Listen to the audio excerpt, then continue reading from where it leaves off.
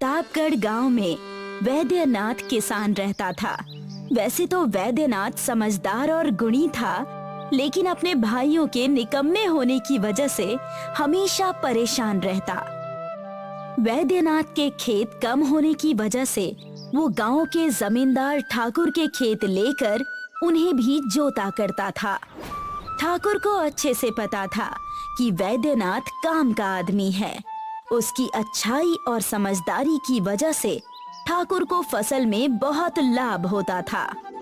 अरे वैद्यनाथ, आज शाम को जल्दी चले जाना और जाते वक्त कुछ खाना और मिठाइयाँ हमारे घर से ले जाना, ठीक है?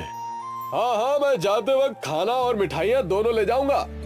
लेकिन ये किस अवसर की खुशी पर? हाँ, अरे पूरे गांव को खबर है और तुम्हें पता नहीं? मुझे श्यामलाल ने अपने खेत दे दिए क्योंकि कर्ज नहीं चुका पाया था ना। अरे वाह मालिक वाह, आपने उसकी भी जमीन ले ली, ये तो बड़ी अच्छी बात है।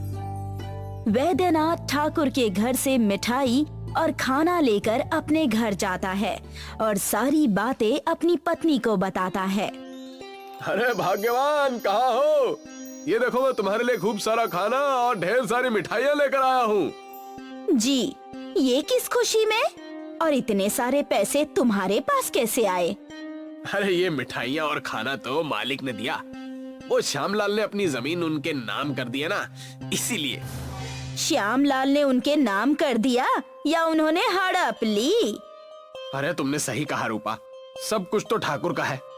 गली मोहल्ले ठाकुर के, कुआं ठाकुर का, हल ठाकुर का, फसल ठाकुर की।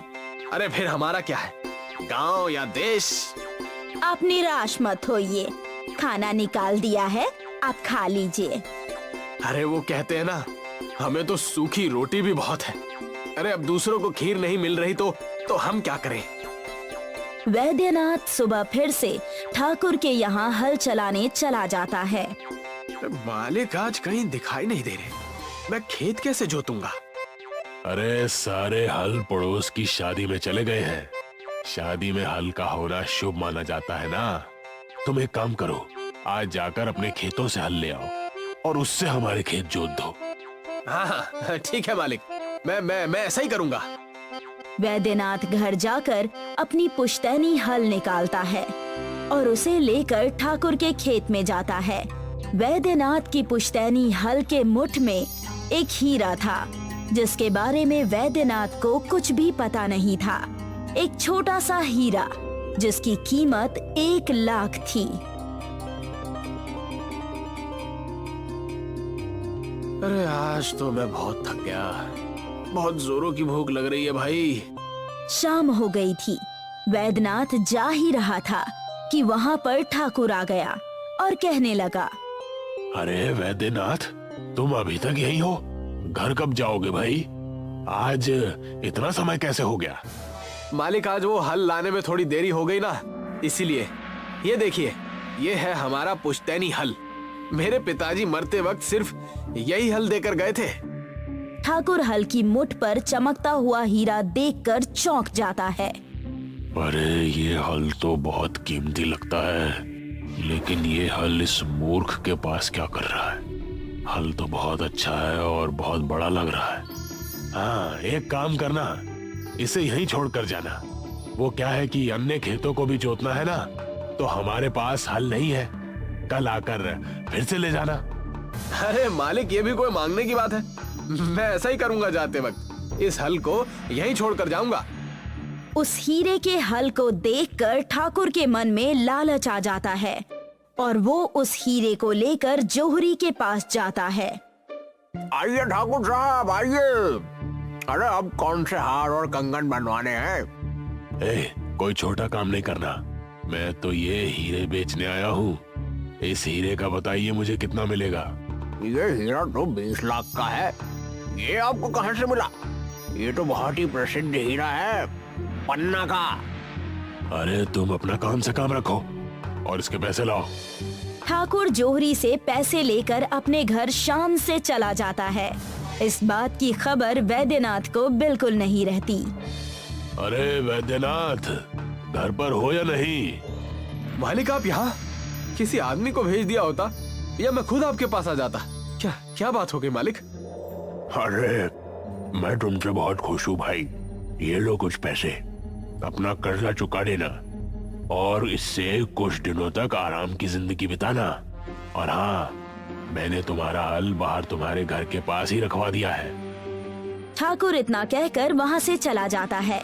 वैद्यनाथ की नजर जब हल पर पड़ती है तो वो अपनी पत्नी रूपा को बुलाकर उससे कहता है, अरे अरे भाग्यवान, ये देखो हमारे हल से वो मणि गायब है जो जो चमकते रहता था।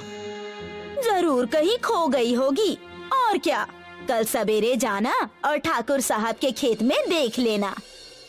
वैद्यनाथ पूरी रात सो नहीं पाता। उसे बस हल की मणि की ही चिंता होती है। सोते वक्त उसके सपने में उसके पूर्वज आते हैं, यानी कि उसके दादाजी आते हैं और उससे कहते हैं, कितने बुद्धू हो तुम। उस ठाकुर ने तुम्हारे साथ छल किया है। जिसे हल्का मणि समझ रहे थे वो असली हीरा था, जिसकी कीमत आज के समय बहुत थी। उस ठाकुर ने तुमसे वो लेकर तुम्हें ठग लिया है। अरे अब मैं क्या करूं? मेरी तो अकल ही मारी गई थी उस समय। तुम चिंता मत करो, वो तो बस एक छोटा सा टुकड़ा था। हमारे घर के पैखाने में पूरा जादुई हीरे का हल है। उसे जाकर ले लो और उससे अपने खेत को जोत दो। उससे क्या होगा?